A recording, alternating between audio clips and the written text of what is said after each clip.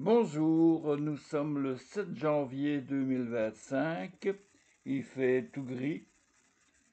Hier, nous avons eu deux Floriane qui sont passées à Houtin-Saint-Siméon, la tempête d'abord, et ma fille, Floriane, un autre genre de tempête, bien plus sympathique. Bon, sur ce, je suis ici pour vous parler, une fois de plus, de mes mémoires.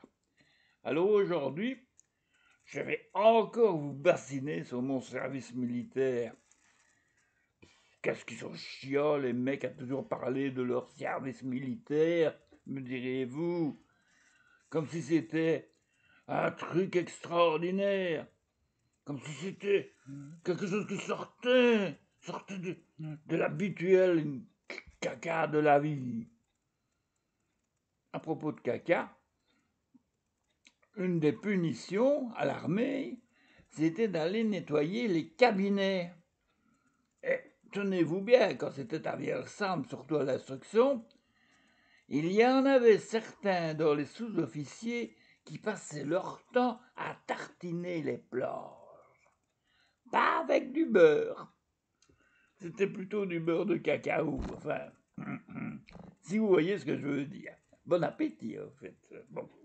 Alors, je ne vais pas vous parler de la merde sur les planches des cabinets à Vielsalm, mais vous parler simplement d'encore à Zigen, où j'ai fait un service militaire en dents de scie, dirons-nous en dents de scie, parce que je suis d'abord arrivé au peloton radio, j'ai passé mon temps à nettoyer un gros char, un machin, un truc d'état-major, très lourd, à 40 tonnes, avec...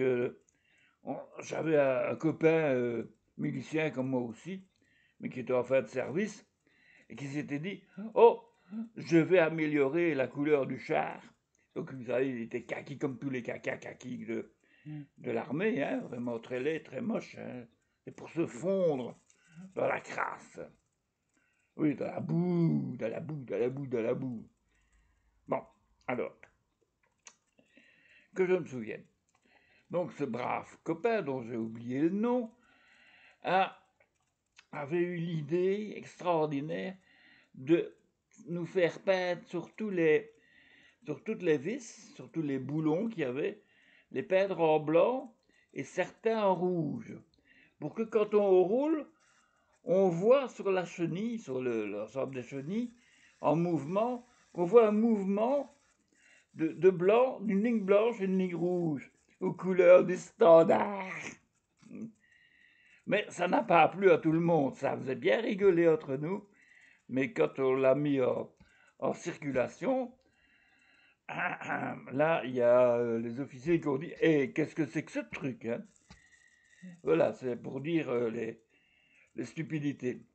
Donc, nous avions, quand nous étions au peloton radio, enfin, et les autres, ils ont gardé, moi je suis parti de là, mais de ce temps-là, il y avait, dans chaque service, près des chars, il y avait une barouette à l'intérieur, où il faisait un peu plus chaud, l'hiver, il faisait froid encore. Hein.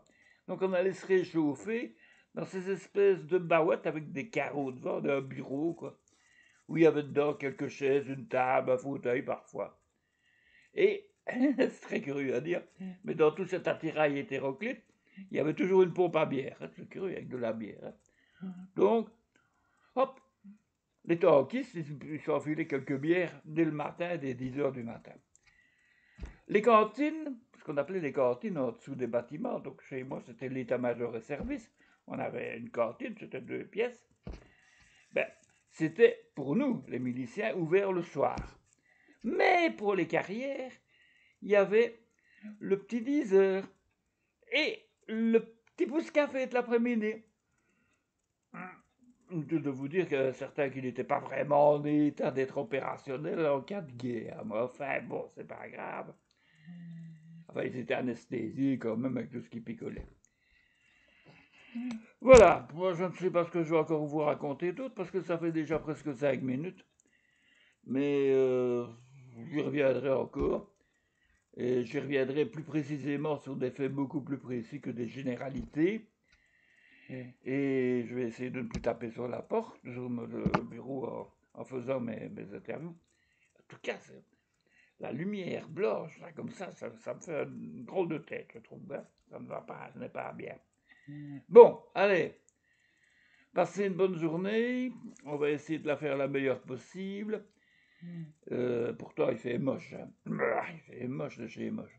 Allez, à demain, les amis. Crac, crac, boum,